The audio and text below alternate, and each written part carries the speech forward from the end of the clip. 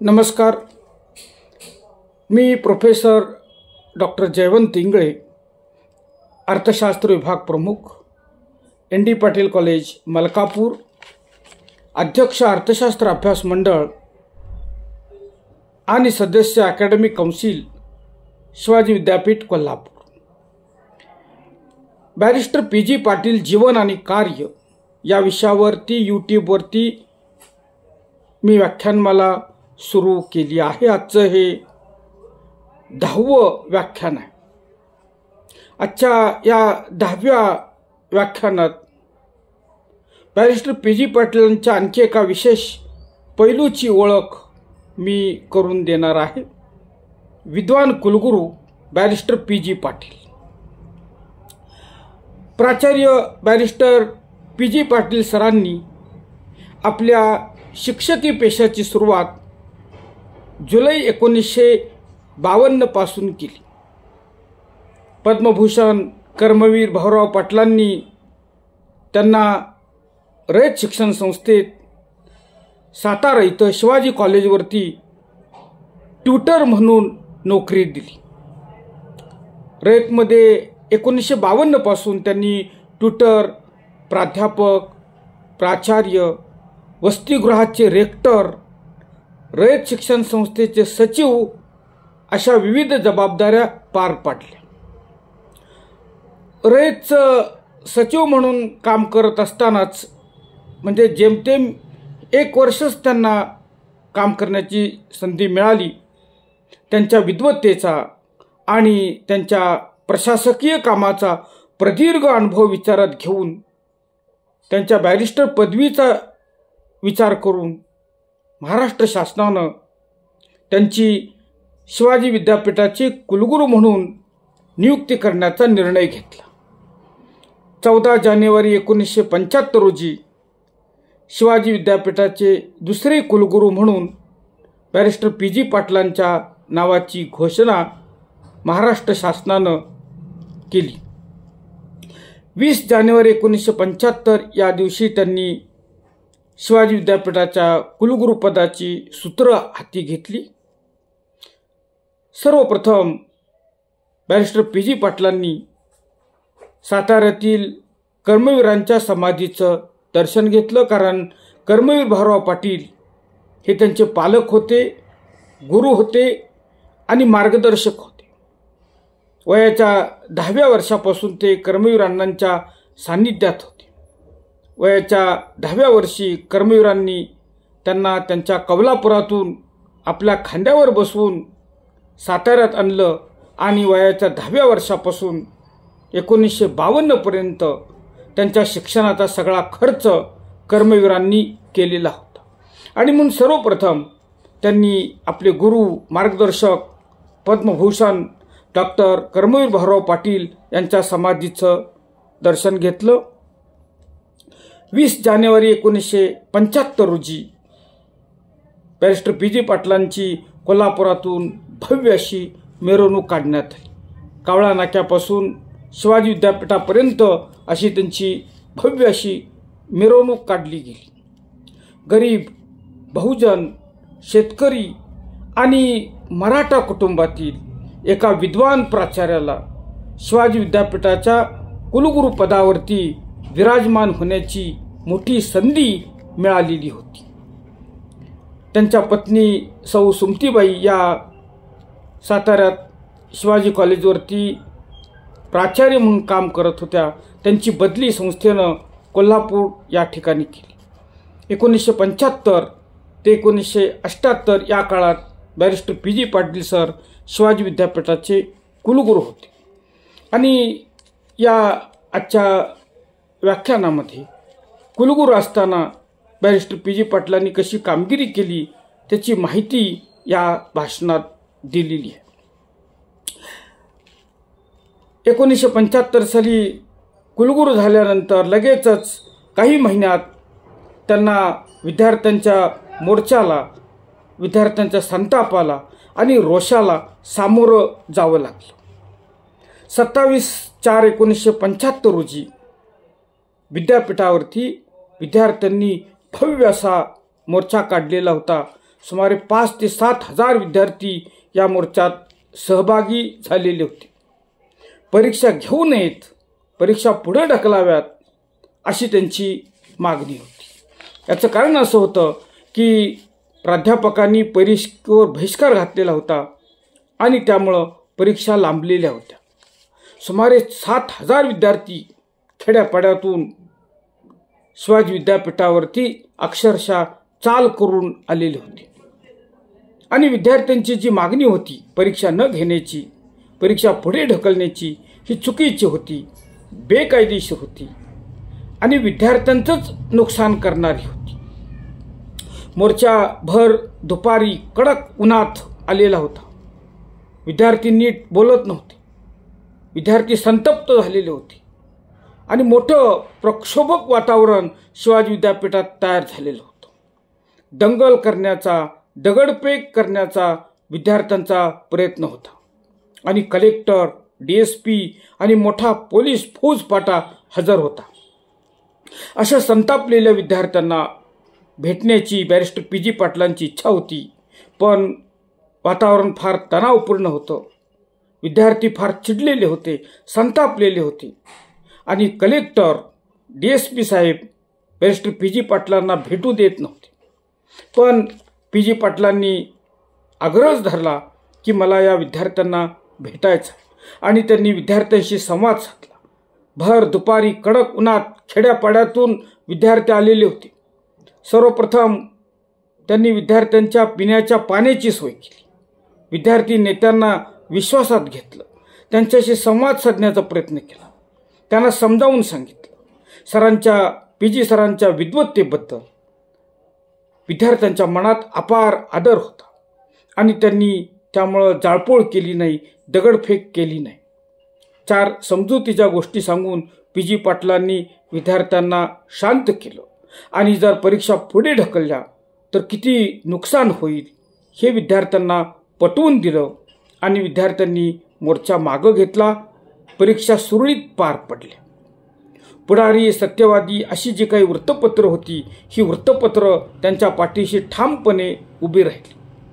कुलगुरूंना म्हणजे barrister PG पाटलांना आणि शिवाजी विद्यापीठाला बदनाम करण्याचं कारस्थान काही व्यक्तींचं होतं.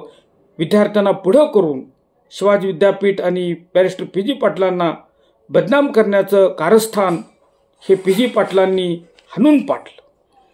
3 आठवड्याच्या आत सर्व परीक्षा सुरळीत व्यवस्थित सुरू झाल्या आणि या अतिशय अडचणीच्या काळात, आणीबाणीच्या काळात पुढारीकार पितापुत्रांनी ग जाधव आणि प्रतापसिंह जाधव यांनी बॅरिस्टर PG पाटलांना शिवाजी विद्यापीठाला फार मोठं सहाय्य केलं आणि PG पाटील एके ठिकाणी म्हणतात की पुढारीकार पितापुत्रांनी मला जे अडचणीच्या काळात सहाय्य केलं ते मी कधीही विसरणार नाही. आणि अशा प्रकारे बॅरिस्टर PG पाटलांनी परीक्षेबाबत अतिशय कठोर निर्णय घेतला. कुलगुरू बॅरिस्टर PG पाटील सर आपल्या पुढं वाकत नाहीत, झुकत नाहीत हे विद्यार्थ्यांच्या लक्षात आलं आणि विद्यार्थ्यांना पुढं करून शिवाजी विद्यापीठ आणि कुलगुरू PG पाटील यांना बदनाम करणाऱ्यांच्याही लक्षात आलं की हे कुलगुरू फार कडक आहेत, विद्वान आहेत आणि ते कुणापुढं झुकत नाही. आणि अशा प्रकारे एका विद्वान माणसाला महाराष्ट्र शासनानं कुलगुरू केल्यामुळं त्याचा फायदा विद्यापीठाला झाला. अन्यथा परीक्षा पुढे ढकलाव्या लागल्या असत्या, जाळपोळ झाली असती, दगडफेक झाली असती. पण बॅरिस्टर PG पाटील सर हे अतिशय विद्वान होते आणि त्यांचा नैतिक दबदबा होता. ते गरिबीतून वर आलेले होते. अतिशय हाल अपेष्टात त्यांनी विद्यार्थी दशेत जीवन व्यतीत केलेलं होतं आणि त्यामुळं विद्यार्थ्यांच्या काय अडचणी आहेत याची त्यांना पूर्ण कल्पना होती आणि म्हणून त्यांनी विद्यार्थ्यांना प्रेमानं, मायेनं समजावून सांगून त्यांना संपापासून, परीक्षेवरील बहिष्कारापासून वंचित केलं. बॅरिस्टर PG पाटलांनी कुलगुरू असताना आणखी एक फार मोठं चांगलं काम केलं. ते म्हणजे गोखले कॉलेजचा एक मोठा वाद होता, तो वाद त्यांनी मिटवला. कोल्हापुरातील गोखले कॉलेजची स्थापना बॅरिस्टर खर्डेकर आणि MR देसाई यांनी केलेली आहे. पण त्या काळात कॉलेज व्यवस्थापन आणि प्राध्यापक यांच्यातील तक्रारी खूपच वाढलेल्या होत्या आणि ह्या तक्रारी कुलगुरूपासून राज्यपालांच्यापर्यंत पोहोचलेल्या होत्या. आणि राज्यपाल होते आलियावर जंग, ते अतिशय विद्वान होते, 2 विद्यापीठांचे कुलगुरू होते आणि महाराष्ट्राचे गव्हर्नर किंवा राज्यपाल म्हणून काम करत होते. अतिशय शिस्तीचे होते, अतिशय कडक होते. त्यांच्यापर्यंत या तक्रारी पोचलेल्या होत्या आणि ते खूप चिडलेले होते, खूप नाराज झालेले होते. अशाच एका बैठकीच्या वेळी बॅरिस्टर पी.जी. पाटील मुंबईला गेल्यानंतर कुलगुरूंना त्यांनी पीजींना राज्यपालांनी आपल्या राजभवनावर नेलं आणि चौकशी केली की गोखले कॉलेजच्या तक्रारी वाढलेल्या आहेत आणि मला कडक कारवाई करावी लागेल. पण बॅरिस्टर पी.जी. पाटलांनी सांगितलं की या कॉलेजची स्थापना अतिशय विद्वान अशा बॅरिस्टर खर्डेकर साहेबांनी आणि दुसरे एक मोठे विद्वान M.R. देसाई यांनी केलेली आहे. त्यावेळी राज्यपाल कुलगुरूंना म्हणाले की M.R. देसाईंनी माझ्याकडं त्यांची उपनिषदावरची काही पुस्तकं त्यांनी मला पाठवलेली आहेत आणि आपण UGCची ग्रँट त्यांना द्यावी अशी शिफारस माझ्याकडं केलेली आहे. ते कोण आहे ते M.R. देसाई? त्यावेळी कुलगुरूंनी सांगितलं बॅरिस्टर पी.जी. पाटलांनी की अतिशय विद्वान असे हे गृहस्थ आहेत आणि आपण हे कॉलेज बंद करू नये अशी विनंती बॅरिस्टर पी.जी. पाटलांनी राज्यपालांना केली. तर राज्यपाल म्हणाले की जर आपण काही सन्मान्य तोडगा काढणार असाल तर मला या कॉलेजबाबत चांगला निर्णय घेता येईल. आणि अशा प्रकारे बॅरिस्टर पी.जी. पाटलांनी बॅरिस्टर खर्डेकर आणि M.R. देसाई यांच्याबद्दल राज्यपालांच्या मनात आदरभाव उत्पन्न केला आणि जे कॉलेज बंद होणार होतं गोखले कॉलेज, ते कॉलेज बंद होण्यापासून बॅरिस्टर पी.जी. पाटलांनी वाचवलं. विद्यापीठाच्या हॉस्टेलसाठी कुलगुरूंनी अनेक वर्ष काही बौद्धिक घेतली. डॉक्टर अप्पासाहेब पवार यांनी कमवा आणि शिका ही योजना शिवाजी विद्यापीठात सुरू केलेली होती आणि ही योजना ही रयत शिक्षण संस्थेमध्ये कर्मवीर भाऊराव पाटलांनी सुरू केलेली होती. आणि या योजनेतच कुलगुरू पी.जी. सरांचं सगळं शिक्षण झालेलं होतं आणि म्हणून पी.जी. सरांना कमवा आणि शिका या योजनेबद्दल फार मोठी आस्था होती. आणि म्हणून कुलगुरू झाल्यानंतर पी.जी. पाटलांनी कमवा आणि शिका या योजनेकडं विशेष लक्ष दिलं. जेव्हा पी.जी. सर कुलगुरू झाले 1975 साली, त्यावेळी महाराष्ट्रात खूपच गरिबी होती, दारिद्र्याचं प्रमाण खूप मोठं होतं आणि त्यामुळं शिवाजी विद्यापीठात शिक्षण घेणारे, कमवा शिका योजनेत शिक्षण घेणारे बहुतेक सर्व विद्यार्थी हे अतिशय गरीब होते आणि शेतकरी कुटुंबातील होते, दलित होते, वंचित समाजातील होते.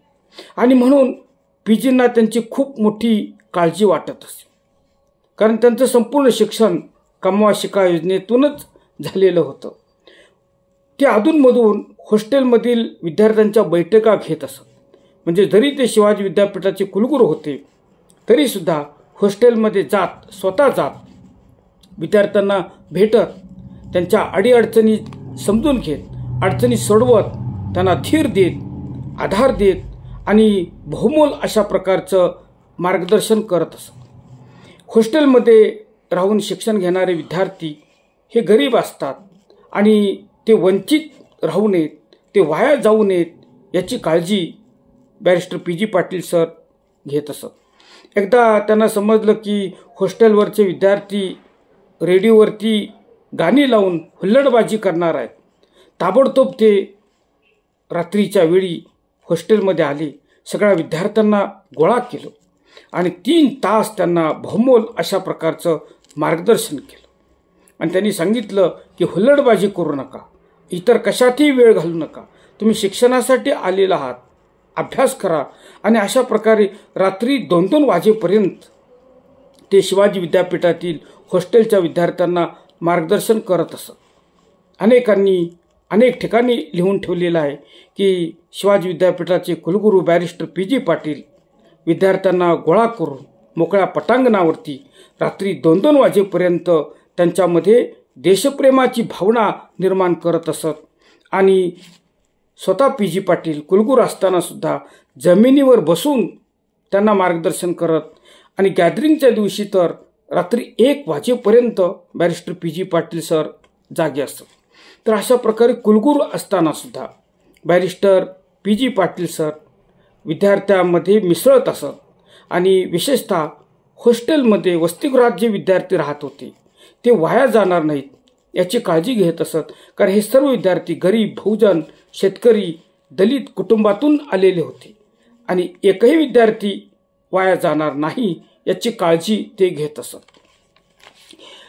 Barrister P G. पाटलांनी कुलगुरू असताना आणखी एक अतिशय चांगली कामगिरी केली, ते म्हणजे त्यांनी विद्यार्थी युवा नेत्यांच्यावरती, राष्ट्रीय सेवा योजनेच्या स्वयंसेवकावरती अतिशय चांगल्या अशा प्रकारचे श्रमसंस्कार केले. कारण श्रम करून कमवा शिका योजनेतूनच बॅरिस्टर पी.जी. पाटील सरांनी आपलं सगळं शिक्षण पूर्ण केलेलं होतं. 1952 पासून हयात असेपर्यंत ते विद्यार्थ्यांच्यावरती श्रमसंस्कार करत असत. कारण त्यांनी स्वतः श्रम करून स्वतःचं शिक्षण पूर्ण केलेलं होतं. विद्यार्थ्यांना श्रमाची लाज वाटता कामा नये असं ते म्हणत असत आणि आपल्या हयातीत हजारो विद्यार्थ्यांच्यावरती त्यांनी श्रमाचे संस्कार केले. कुलगुरू असतानासुद्धा ते आपला हा वसा, आपलं हे कार्य विसरले नाही. विद्यापीठाच्या आणि महाविद्यालयाच्या राष्ट्रीय सेवा योजनेच्या श्रमसंस्कार शिबिरांना ते हजर राहत असत आणि तिथं जाऊन विद्यार्थ्यांना ते मार्गदर्शन करत असत. शिवाजी विद्यापीठाचे कुलगुरू असताना त्यांनी आणखी एक अतिशय चांगलं काम केलं, ते म्हणजे आपले पालक, आपले गुरु, मार्गदर्शक, रयत शिक्षण संस्थेचे संस्थापक, शिक्षण महर्षी कर्मवीर भाऊराव पाटील यांची जयंती शिवाजी विद्यापीठात सुरू केली. भावी पिढ्यांना किंवा तरुणांना अण्णांच्या कार्याची माहिती व्हावी या उद्देशानं त्यांनी शिवाजी विद्यापीठात कर्मवीर अण्णांची जयंती सुरू केली. विद्यापीठातील सामान्य कर्मचाऱ्यांचे प्रश्नसुद्धा सोडवण्यासाठी बॅरिस्टर पी.जी. पाटील सर अग्रभागी असत. ते जरी कुलगुरू होते तरीसुद्धा त्यांना कर्मचाऱ्यांची अतिशय आस्था होती. कारण त्या काळामध्ये शिवाजी विद्यापीठातील क्लार्क, शिपाई यांचे पगार खूपच कमी होते. मग हे कर्मचारी कुलगुरूंना भेटून आपल्या अडचणी सांगत असत. कुलगुरू मानवतावादी होते. ते जरी कडक प्रशासक असले तरीसुद्धा त्यांना माणुसकी होती, कारण ते गरिबीतून वर आलेले होते. मयत कर्मचारी जर असेल तर मयत कर्मचाऱ्याच्या कुटुंबाला न्याय देण्यासाठी ते स्वतःहून पुढे येत असत आणि त्या कुटुंबातील एकाला शिवाजी विद्यापीठात नोकरी देऊन त्या कुटुंबाला आधार देत असत. आपलं दुःख, आपलं गाऱ्हाणं ऐकणारा कोणीतरी आहे याचा आनंद शिपाई, क्लार्क या लोकांना होत असे. आर्थिक अडचणीनं गांजलेल्या चतुर्थ श्रेणी कर्मचाऱ्याच्या पाठीवरून ते हात फिरवत असत, त्याला आधार देत असत आणि त्यांच्या अडचणी, त्यांचे प्रश्न ते सोडवत असत. प्राचार्य, प्राध्यापक यांच्यावरती जेव्हा जेव्हा अन्याय होत असे तेव्हा शिवाजी विद्यापीठाचे कुलगुरू बॅरिस्टर पी.जी. पाटील त्यांना मदत करण्यासाठी पुढे येत असत. संस्था चालकांकडून प्राचार्य, प्राध्यापक यांच्यावरती अन्याय होत असे आणि मग पी.जी. सर विद्वान होते, मानवतावादी होते, गरिबीतून वर आले होते आणि पी.जी. पाटील सर आपल्याला न्याय देतील या अपेक्षेनं शिवाजी विद्यापीठाच्या कार्यक्षेत्रातील प्राचार्य, प्राध्यापक त्यांच्याकडे येत तक्रारी देत मग बॅरिस्टर पी.जी. पाटील सर आपल्या पत्नी प्राचार्या सौ सुमतीबाई यांना या प्रकरणात लक्ष घालण्यास सांगत असत आणि सौ सुमतीबाई आणि पी.जी. सर स्वतः बसून प्राध्यापकांचे, प्राचार्यांचे प्रश्न सोडवत आणि त्यांच्यावरती जो अन्याय होत असे तो अन्याय निर्मूलन करत असत. Barrister P G. पाटलांनी आणखी एक अतिशय चांगलं काम केलं, ते म्हणजे विद्यापीठात त्यांनी विद्वान लोकांचेच कार्यक्रम आयोजित केले. मग पदवीदान समारंभ असो किंवा व्याख्यानमाला असो, फक्त विद्वान लोकांनाच त्यांनी संधी दिली. राजकारणी लोकांना डिलीट न देता विद्वान लोकांना डिलीट देण्याची खबरदारी त्यांनी घेतली. त्यांच्या काळात साहित्यिक वि.स. खांडेकर यांना डिलीट देण्यात आली. पण राजकारणी लोकांना डिलीट मिळणार नाही, डॉक्टरेट पदवी मिळणार नाही याची काळजी बॅरिस्टर पी.जी. पाटलांनी घेतली. पदवीदान समारंभासाठी त्यांनी डॉक्टर गोकाक यांना निमंत्रित केलेलं होतं. म्हणजे त्यांच्या काळात जो पहिला पदवीदान समारंभ झाला, या समारंभासाठी विद्यार्थ्यांना पारितोषिकं देण्यासाठी बॅरिस्टर पी.जी. पाटलांनी डॉक्टर गोकाक यांना निमंत्रित केलेलं होतं. डॉक्टर गोकाक हे त्यांचे गुरु होते. सांगलीला विलिंग्डन कॉलेजला ते प्राचार्य होते डॉक्टर गोकाक, आणि त्यांना इंग्रजी शिकवत असत. त्यांच्या पत्नी सौ सुमतीबाई यांनाही त्यांनी इंग्रजी शिकवलेलं होतं. विशेष म्हणजे त्यांनी बंगलोर विद्यापीठाचं कुलगुरुपद भूषवलेलं होतं. अतिशय विद्वान होते, कन्नड कवी होते. 2 डिलीट पदव्या त्यांना मिळालेल्या होत्या आणि ऑक्सफोर्ड विद्यापीठात इंग्रजी विषयात त्यांचा प्रथम क्रमांक आलेला होता. दुसऱ्या पदवीदान समारंभासाठी जवाहरलाल नेहरू विद्यापीठाचे कुलगुरू आणि शास्त्रज्ञ डॉक्टर बी.डी. नाथ चौधरी यांना त्यांनी आमंत्रित केलेलं होतं आणि त्यांच्या काळात तिसरा पदवीदान समारंभ झाला. त्यासाठी त्यांनी विद्यापीठ अनुदान आयोगाचे अध्यक्ष डॉक्टर सतीश चंद्रा यांना निमंत्रित केलेलं होतं. तर अशा प्रकारे विद्यापीठात फक्त विद्वान लोकांचाच सन्मान त्यांनी केला आणि शिवाजी विद्यापीठाची शान, शिवाजी विद्यापीठाची प्रतिष्ठा त्यांनी वाढवली. शिवाजी विद्यापीठातील कर्मचाऱ्यांसाठी त्यांनी आणखी एक अतिशय चांगलं काम केलं. त्यांच्या मुलांसाठी बालवाडीची स्थापना त्यांनी केली. श्री शिवाजी बाल मंदिर या नावानं त्यांनी शिवाजी विद्यापीठात बालवाडीची स्थापना केली आणि चांगली इमारत त्यांनी बांधून घेतली. आणखी एक अतिशय चांगलं काम त्यांनी शिवाजी विद्यापीठात केलं ते म्हणजे त्यांनी विद्यापीठात मराठी विभाग सुरू करण्यात पुढाकार घेतला.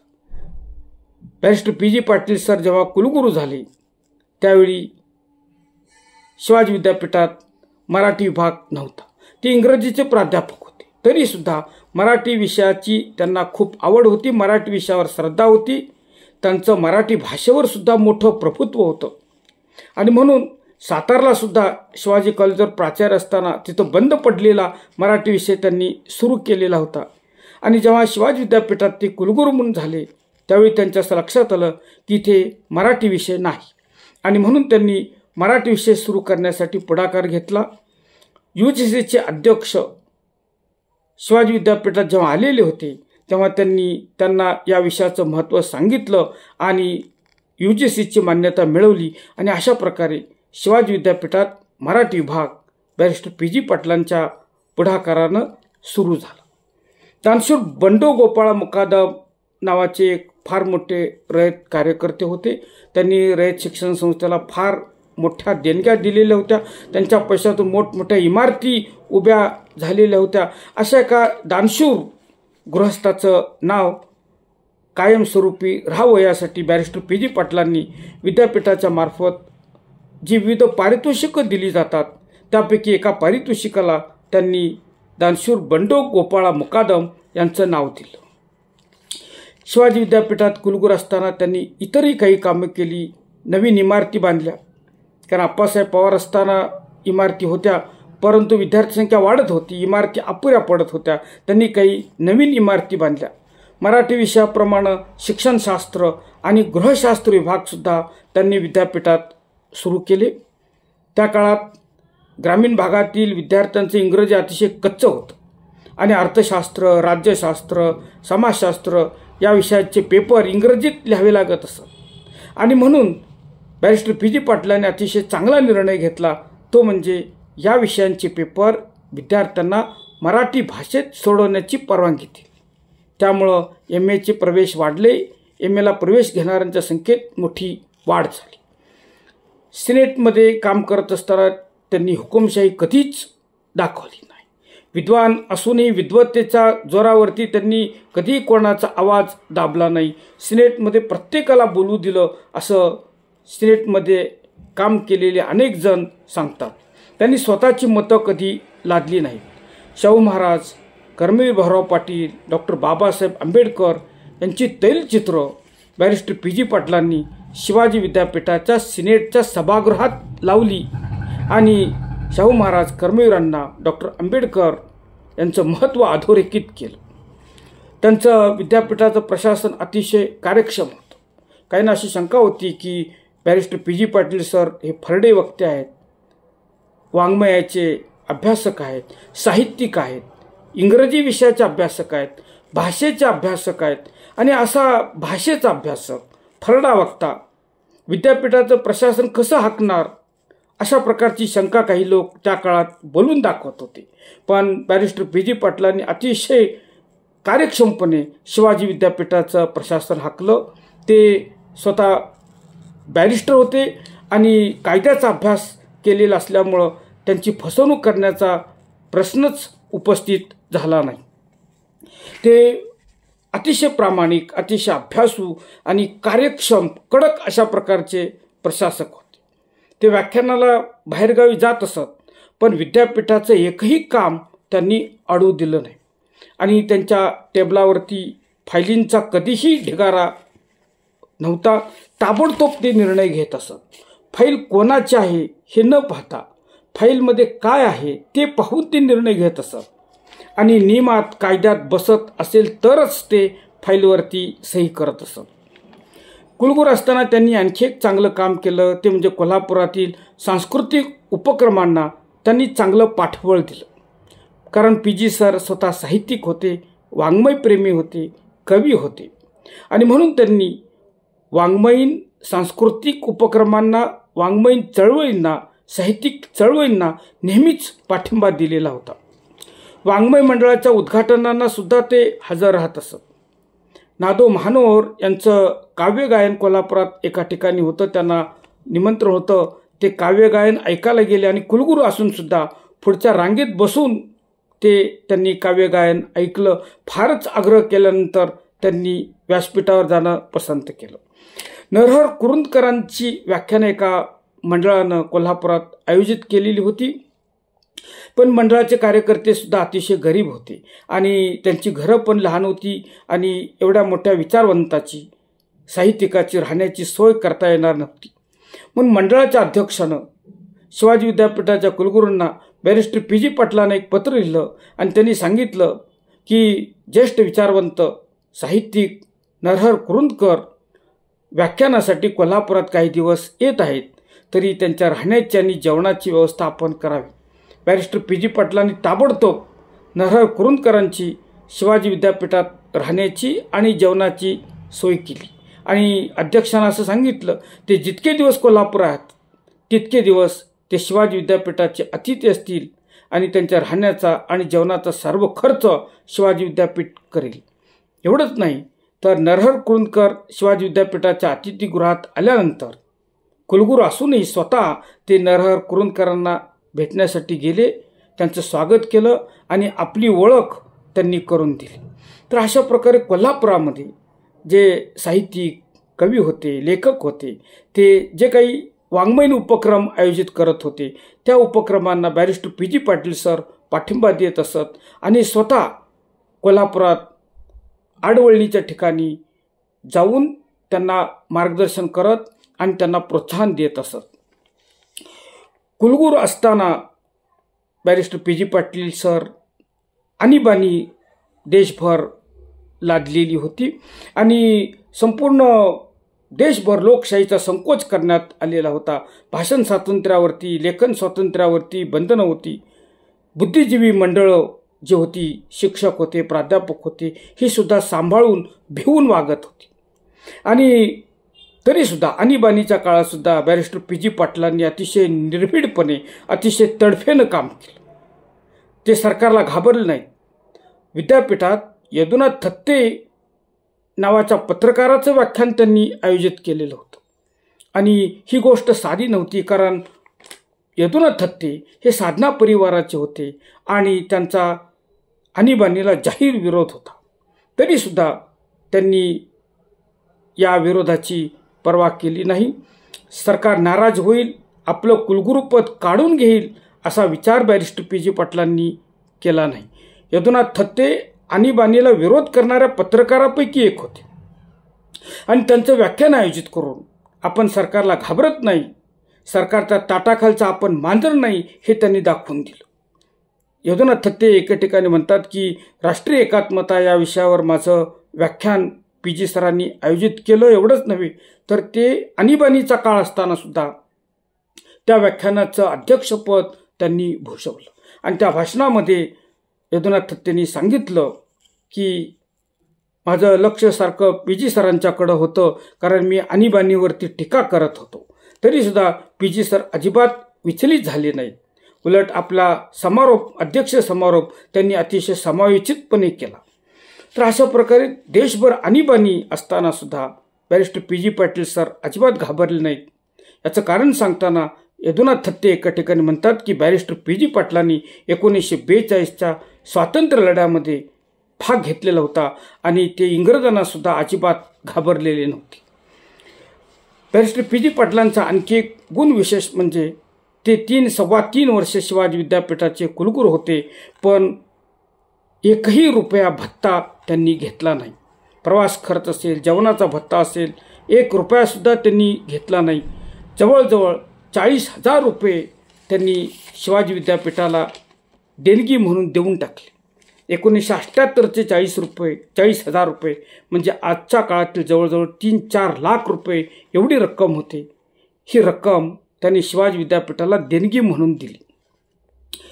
बॅरिस्टर PGंचा आणखी एक गुण विशेष म्हणजे ते कुलगुरू होते, बॅरिस्टर होते, कर्मवीर अण्णांचे मानसपुत्र होते, प्राचार्य होते. तरीसुद्धा या पदांचा त्यांनी कधीही बडेजाव मारला नाही. कुलगुरू म्हणून, बॅरिस्टर म्हणून समाजात मिरवून घेतलं नाही, आपला अनुयायी तयार केला नाही किंवा आपला एक शिष्यवर्ग तयार केला नाही आणि समाजात त्यांनी मिरवून घेतलं नाही. त्यांच्यावरती फार टीका होत असे की कुलगुरू असून सुद्धा लहान सहान कार्यक्रमाला PG पाटील सर उपस्थित राहतात, अशा प्रकारची टीका होत असते.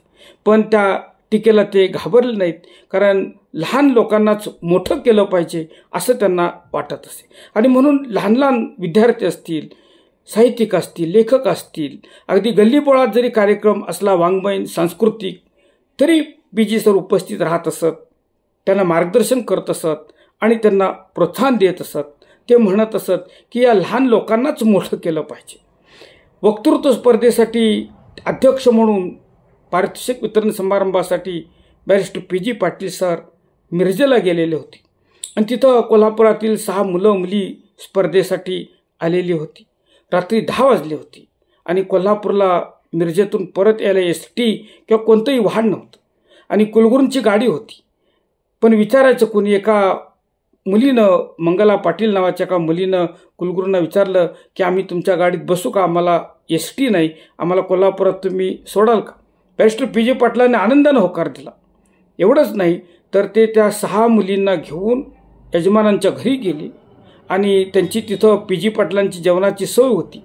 त्यांनी सांगितलं या मुलींची जेवणाची सोय करा आणि अशा प्रकारे रात्री 2 वाजता PG पाटील सर मुलींना घेऊन कोल्हापुरात आले आणि घरी जाण्यापूर्वी त्यांनी ड्रायव्हरला सांगितलं की प्रत्येक विद्यार्थ्याला त्याच्या घरी नेऊन सुखरूप सोडा.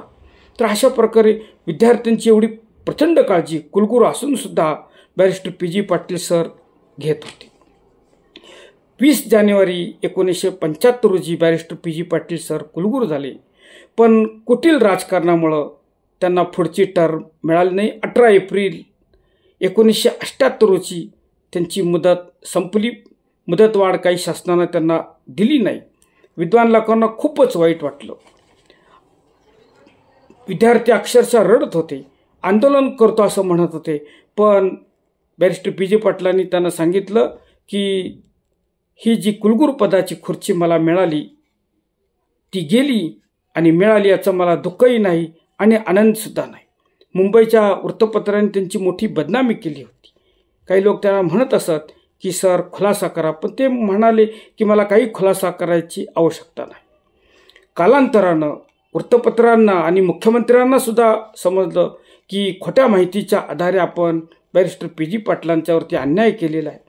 परंतु बॅरिस्टर PG पाटलांनी त्याचा कधीही गवगवा केला नाही. ते म्हणत की कोणाच्या कृपेवर किंवा कोणाच्या दयेवर जगा असं माझ्या गुरूंनी मला शिकवलेलं नाही. ज्यांच्या राजकारण्यांच्यामुळं त्यांचं जे पद गेलं त्या राजकारण्यांच्या बद्दल त्यांनी मनात कधीही आडी धरली नाही.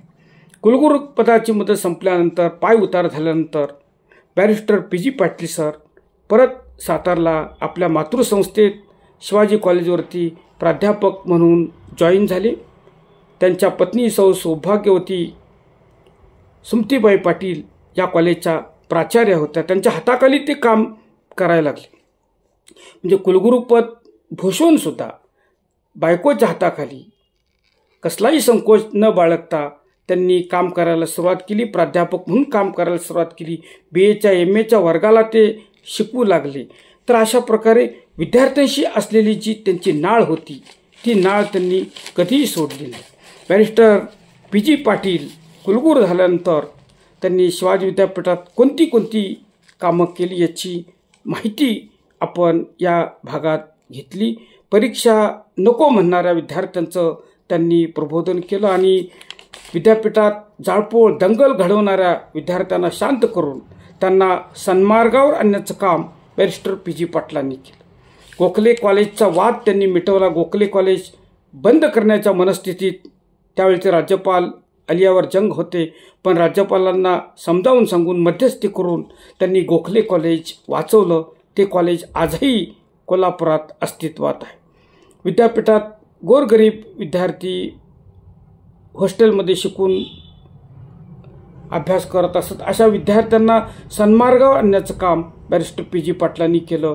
राष्ट्रीय सेवा योजनेच्या स्वयंसेवकावरती अतिशय चांगले अशा प्रकारचे श्रमसंस्कार त्यांनी केले. शिवाजी विद्यापीठात कर्मवीर अण्णांची जयंती सुरू केली. विद्यापीठातील सामान्य कर्मचाऱ्यांचे प्रश्न सोडवले. प्राचार्य प्राध्यापकांच्यावरील अन्यायाचं निवारण केलं. शिवाजी विद्यापीठात फक्त विद्वान लोकांनाच कार्यक्रमाच्या निमित्तानं येण्याची संधी मिळेल याची काळजी घेतली. शिवाजी विद्यापीठात बालवाडीची स्थापना केली. मराठी विभाग सुरू केला. शिक्षणशास्त्र, गृहशास्त्र हे विषय सुरू केले. नवीन इमारती बांधल्या. तर अशा प्रकारे बॅरिस्टर पी.जी. पाटलांनी शिवाजी विद्यापीठाचे कुलगुरू झाल्यानंतर अनेक चांगली सामाजिक कार्य केली.